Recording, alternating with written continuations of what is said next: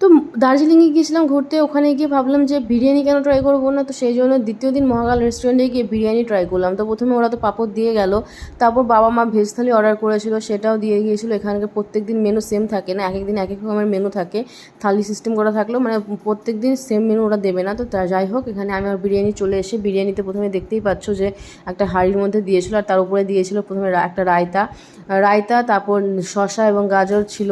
আর বিরিয়ানির দেখতেই পাচ্ছ কোয়ান্টিটি কতটা পরিমাণে ছিল, সত্যি কথা কোয়ান্টিটি খুবই ভালো ছিল, প্রচুর পরিমাণে ছিল। তো এখানে আমি সার্ভ করে নিয়ে এসেছিলো একটা গোটা ডিম, এবং তার সাথে ছিল একটা লেগ পিস, এবং তার সাথে ছিল একটা আলু।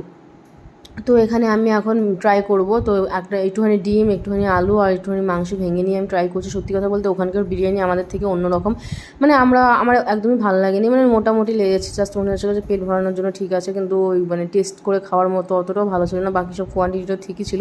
চলো তাহলে দেখা হচ্ছে নেক্সট ভিডিওতে, টাটা।